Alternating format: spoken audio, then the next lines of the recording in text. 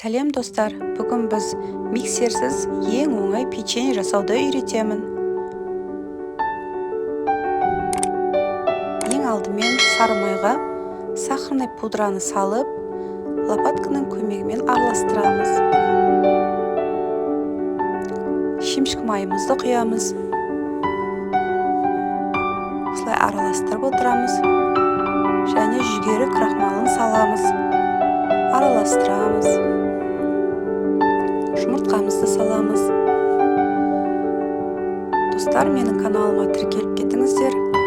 Лайк басып, қоңыраушаны басып қойыңыздар. Ванилин саламыз. Және осылай қолмен араластырып аламыз, біркелкі масса болғанша. Және ұнымызға қопсытқышымызды салып, 3-4 бөлікке бөліп, салып араластырып отырамыз. Достар, менің каналыма тіркелуді ұмытпаңыздар. Алдағы уақытта осындай печеньелердің ең оңай түрлерін көрсететін боламын. Видеоның соңына дейін қараңыздар. Менімен бірге болыңыздар. Міне бізде біркелкі масса шықты. Енді насадка таңдаймыз. Осындай насадкілерге массамызды саламыз.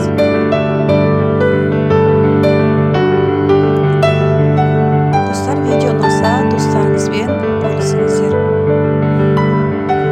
Және осындай печеньенің түрлерін жасаған болсаңыздар, комментарийға иә деп жазып кетіңіздер.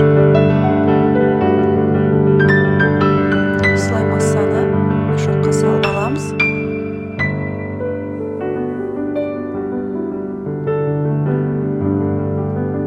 Қазір қалай сығу керек екенін көрсетемін. Осылай сығып отырамыз.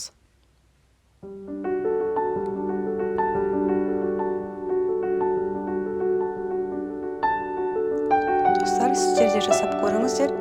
Өте оңай, тез жасалатын печенье түрі.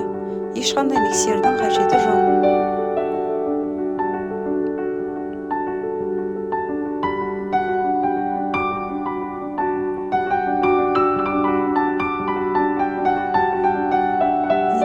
Печеньелер дайын болды.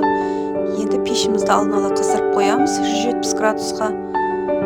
10-15 минутқа пісіріп аламыз. Мінекей бізде печенье пісіп шықты. Енді печеньемізді шоколадқа батыру керек. Шоколадымызды дайындаймыз. Шоколадты микротолқынды пеште немесе водяной баняда ертіп алуға болады.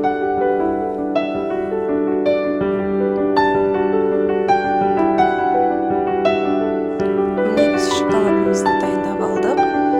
Печенье шоколадқа батырамыз және араске батырып, міне осылай қойып шығамыз.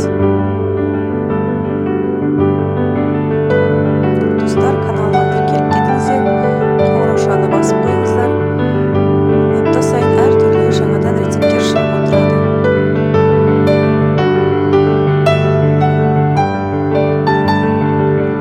Және тоңазытқышқа жарты сағатқа салып алу керек. Сол кезде шоколадымыз тез келеді. Достар, жасап көріңіздер, өте дәмді печенье шығады.